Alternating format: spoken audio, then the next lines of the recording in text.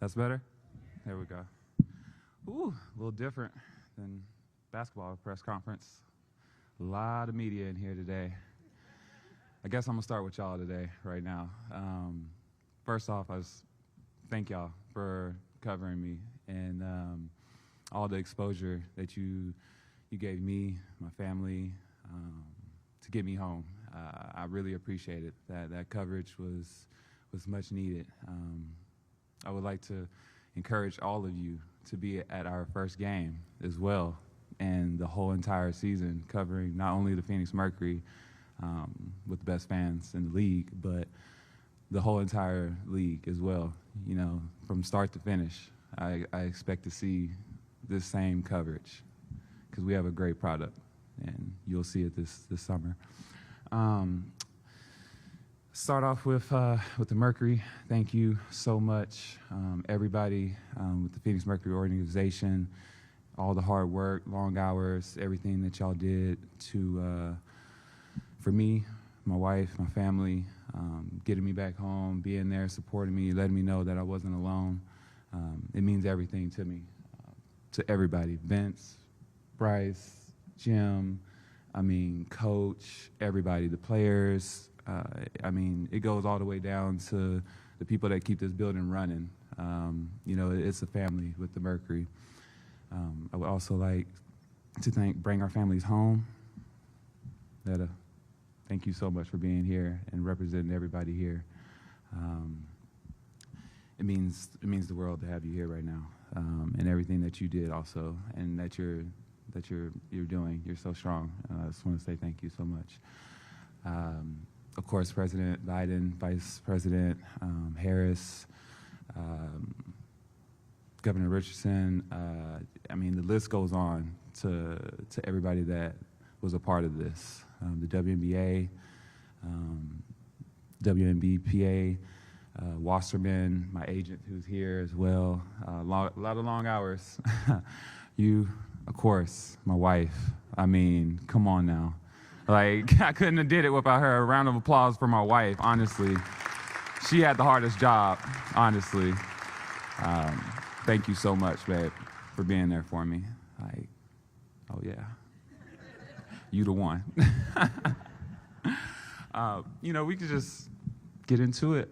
Love to start taking some questions, so we just keep it moving along like it's post-game. Hello. Hi. Welcome home. Oh, so good to see you. You too. What resilience has been required for you to be sitting up here today? How have you found the resilience personally to be here with us? I'm no stranger to hard times, so. See, you cried and you made me cry. Just digging deep, honestly. You're going to be faced with adversities throughout your life. This was a pretty big one, but I just kind of relied on my hard work, getting through it. I know this sounds so small, but, dying in practice, and just hard workouts. You find a way to just grind it out. Just put your head down and just keep going. Just keep moving forward. You can never stand still, and that was my thing. Just never be still. Never get too focused on the now, and just looking forward to what's to come.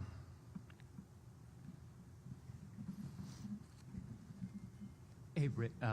BG, Matt Gutman with ABC News. I think I echo everyone and my colleagues here. We are so happy to see you here. Thank you. And I don't know if it was timed with your availability today, but you may know that the Washington Post, the New York Times, the Wall Street Journal put out an ad demanding the release of Evan Gershkovich today, right? So during your detention, were you aware of all of the efforts on your behalf, of the hashtag #WeAreBG, and what message would you send to Evan and Paul Whelan today? Yes, I was aware. There was a little bit of a delay in getting news sometimes, but I was aware of the efforts and everything that was going on. I was able to see pictures sometimes of different things, the We Are BG. So just knowing that and having that, just being aware of what was going on when, you know, you don't know anything. You're there, you're sitting there, you're like, okay, I know people are fighting for me or bringing awareness to what's going on. And those times where I was able to see what was going on, it definitely, you know, it made me a little bit more comfortable. It made me a little bit have hope, which is a really hard thing to have, a really dangerous thing to have, because, you know, when it doesn't work, it's so crushing. And I would say to everyone that is wrongfully detained right now across the world, stay strong, keep fighting, don't give up, just keep waking up, find a little routine, and stick to that routine and as best you can. I know that's what helped me, just finding little things, if it was just whatever it was, you know. Just keep pushing, because we're not going to stop. We're not going to stop fighting. We're not going to stop bringing awareness to everyone that's left behind right now. Hi, it's Ewan McCurdy with CBS News. First of all, welcome back. We're so thrilled to have you here. I was wondering if you could explain a little bit about what your ordeal did for your mental and your physical health, and what your journey has been to get back to the place where you are now, where you're about to embark on preseason. You know, it was strenuous, and coming back from basically, you know, doing nothing, not having any gym or anything to be at. Getting back into it was hard. It's still a process. You know, just the little things. I mean, doing a plank, you know, was so simple before, and couldn't even stay up very long, you know, in just a regular plank when I first came back. Because as an athlete, you always want to be where you left off. And I left off playoffs, you know, finals, Chicago. And I wanted to be that player when I started back. And just everybody telling me to give myself grace and it's going to take time. But that's the hardest thing to do to a pro athlete, because we always want to be right back at our tip-top shape. So it's been a struggle, but like I said, it's liberating as well at the same time, just as a release, just getting back to my craft. And then being here in Phoenix, you know, with my coaches and my teammates really supporting me, you know, at every step of the way on the court. So it's been pretty good. Hi, Brittney. I am Stephanie Elam with CNN. And first of all, I have to say there's a great amount of lightness around you, which I think is kind of shocking considering what you've been through. It's extraordinary. I'm curious if the desire to play overseas in the off-season is a need or a want, and if that is something that needs to be addressed, and if it is a need, what do you think needs to be addressed about it? Well, I can say for me, I'm never going overseas to play again unless I'm representing my country at the Olympics. You know, if I make that team, that would be the only time I would leave the U.S. soil, and that's just to represent the USA. I'll say this, you know, the whole reason a lot of us go over, you know, is the pay gap. You know, a lot of us go over there to make an income to support our families, to support ourselves. So I don't knock any player that wants to go overseas and, you know, make a little bit extra money. I'm hoping that our league continues to grow, and with as many people in here right now covering this, I hope you continue, like I said, to cover our league, bring exposure to us. I hope a lot of these companies start to invest in our craft, because as you'll see this season, if you haven't watched before, we have a really good craft in ourselves in the WNBA. And it's a shame that we have to leave our families for holidays. I mean, you're missing everything being away, but at the same time, as much as I would love to, you know, pay my light bill for the love of the game, I can't, you know. So I think that's probably one of the biggest reasons people are still going overseas, and that's why I was there, you know. So hopefully that changes, though. BG Lena Washington, 12 News. Welcome back. So good to see you. We've seen you out around town at the MLK Day March, the WM Phoenix Open, recently a Suns game. What did that feel like for you, and how did just walking around town change from maybe 2 years ago? Walking around town is a little bit different, a little bit different now, but it felt good just being back, just being on U.S. soil, especially being back here in the Valley. Made this my home, and it was really warming. I had nothing but love, being out and about, and just trying to get back to just being normal, just being able to walk out the door and go see and do things. So it's been amazing. All the things that I really couldn't do either because I was overseas playing, so I got to do a couple of those things here recently, which was really nice, actually.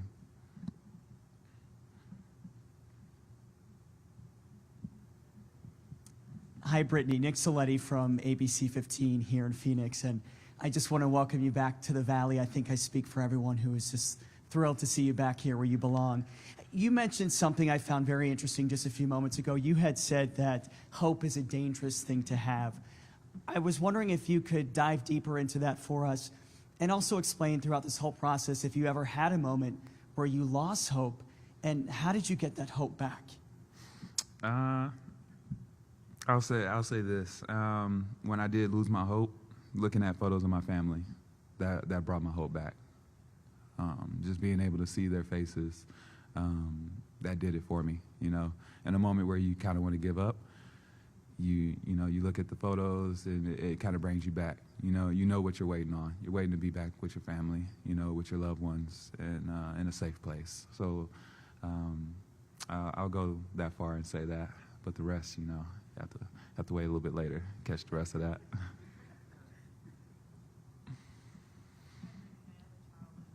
Welcome back. Thank you.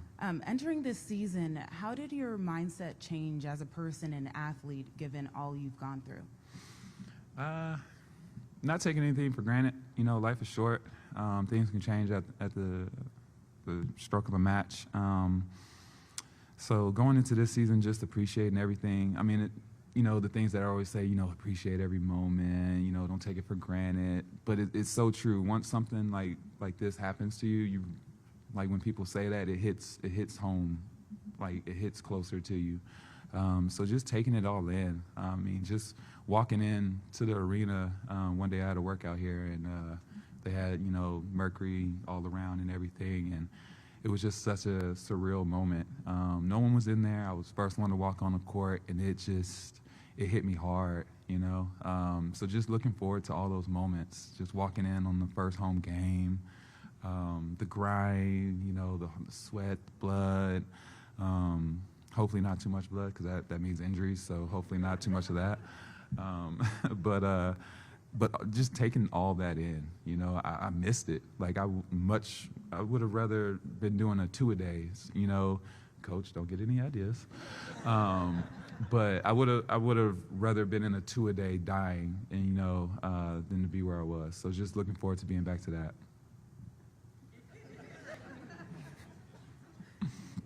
Yeah, Brittney, M.A. Vopel from ESPN.com. You've said really throughout your career that basketball was a sanctuary for you.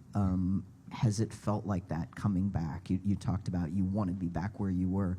Has it felt like a sanctuary, and where do you think you are as a player at this point, and where can you reach during this season? Well, I mean, I always believe in my ability. If we had a game tomorrow, I mean, we're gonna go get that dub. But being realistic. Am I exactly where I want to be? No, but I'm on the right track to getting there. That's for sure. I will say that. It's still a sanctuary. I mean, in the beginning, no. The first, I want to say day, but what was it, babe? Like 2 weeks? First month. It was hard. It's funny because she was literally filming me in the beginning, and yeah, those videos are really, really different to how they are now, where I'm at now. I feel like I've hit the corner and just loving it now. But at first there was a point where it was like, wow, like, dang, do I really want to do this fast right now? But no, it was so worth it, so worth it. Hi, Brittany. Over here. Jen Ortiz, Arizona Republic. When you came back, Vanessa was your new head coach. How have those conversations been, and how is your support system here in Phoenix? I think the first thing I said was sorry.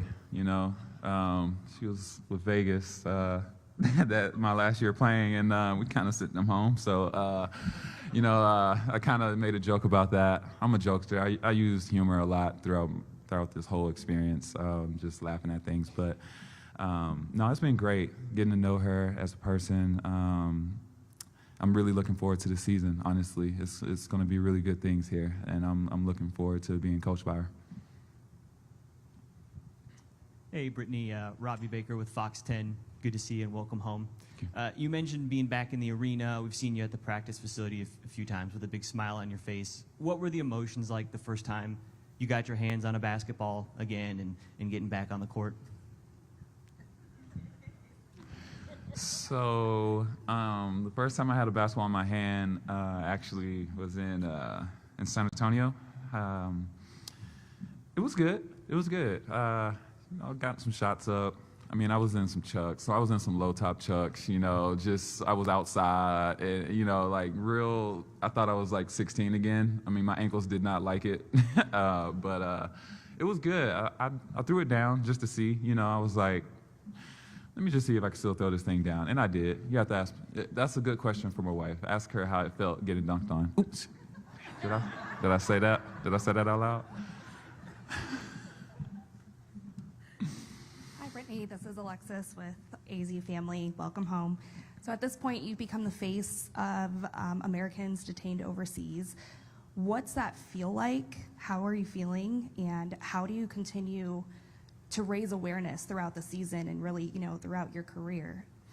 Well, I'm really fortunate to have this platform that I have. And every chance that I get, if it's wearing a shirt, saying their names, any interview that I have, and you'll see a theme throughout the season with that. That's just bringing awareness to everybody that doesn't have the platform and the followers and, you know, the exposure to everyone like this right now. That is a way that you know, I'm trying to help out in any way that I can. You know, we're partnering with Bring Our Families Home in Phoenix Mercury, and we're going to be doing a lot of good things throughout this season. I know we're doing we're writing letters to the families. Fans can come and write, which I will suggest everyone doing, please, because you don't understand how good it felt to get a letter from your family, from just random people that I've never even met. It just lets you know that you're not forgotten, and it's so easy to feel forgotten, to feel like no one's thinking of you. And then when you get a letter from people that you know and people that you don't even know, it just does something to you. It just gives you like a spark of life to keep holding on, keep fighting, not to give in. So these are things that, you know, we're gonna do throughout this season.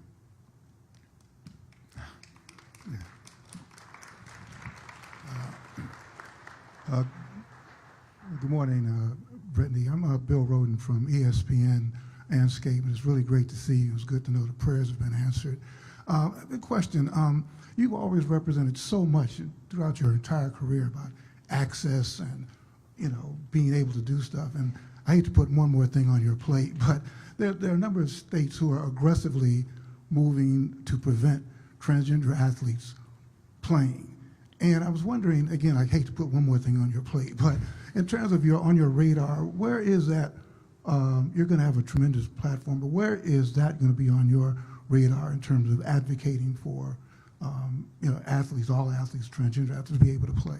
Oh, I mean, that ranks high on the list of things that I'll be fighting for and speaking up against. You know, everyone deserves the right to play. Everyone deserves the right to come here, sit in these seats, and feel safe, and not feel like there's a threat or they can't be who they are, or like it's just all eyes on them. So I think it's a crime, honestly, to separate someone for any reason.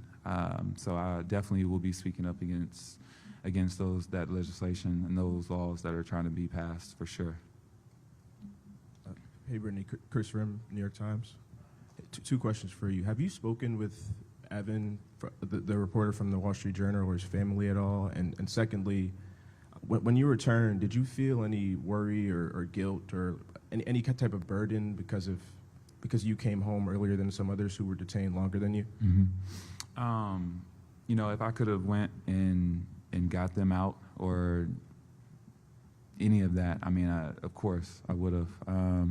I think everybody, President Biden, if he could just go over there right now and just grab everybody that's been left behind, I think he definitely would. I mean, of course.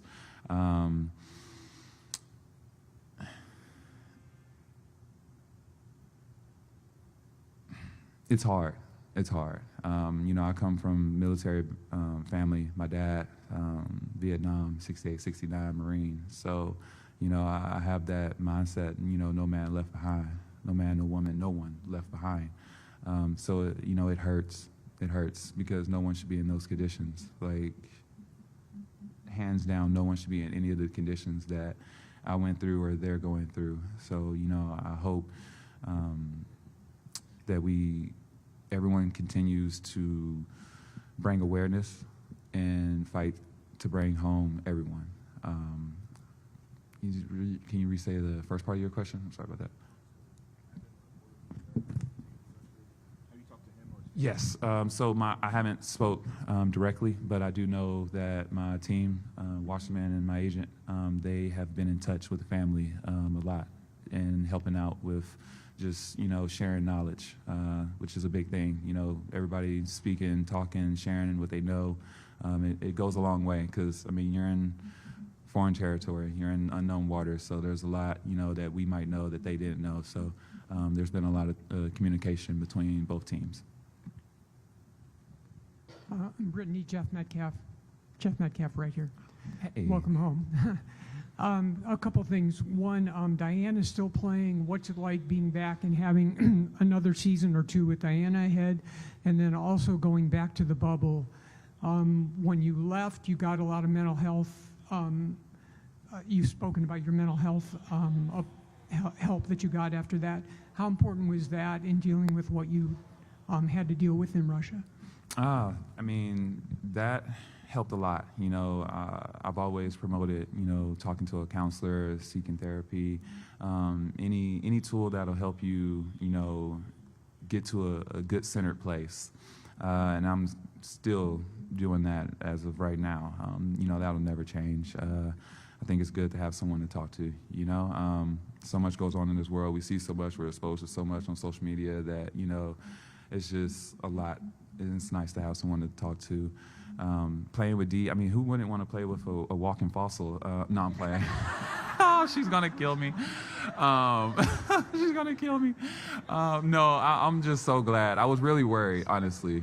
Like, legit, I was worried. I thought she was going to, like, retire on me or something while I was gone, or I would miss it, and that honestly was killing me, knowing that, you know, was a possibility. So I'm really thankful that, you know, she's still here. She hates it, but, you know, she's a mentor. I look up to her. You know, how could you not when you have the GOAT, you know, right next to you? So I'm really thankful to have her another year here in Phoenix. Like I'm looking forward to getting out there on the court. Hey, BG. Sabrina Merchant, The Athletic. You kind of alluded to this already, but after the year that you had, how are you so certain that you wanted to play in the WNBA this year, and how were you certain that you'd be able to play so quickly after you came back? Oh, man. I mean, I've said it before. You know, I believe in me. I believe in what I can do. I know that I can, if I put my mind to it, you know, I can achieve any goal. And, you know, I'm not trying to sound big-headed, but I just really, you know, I bet on me. And I have all the resources here to help me get to that point where I can play. And it was no question to be back in the WNBA, back in Phoenix and playing.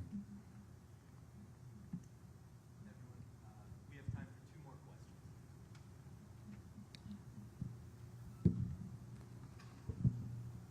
Hey, Brittney, Eliav Gabay, Sports 360 AZ. So picking back off of Jeff's question a little bit, what was the reaction being with the teammates again and now really feeling physically part of the team again now that you've been able to be in it a little bit longer?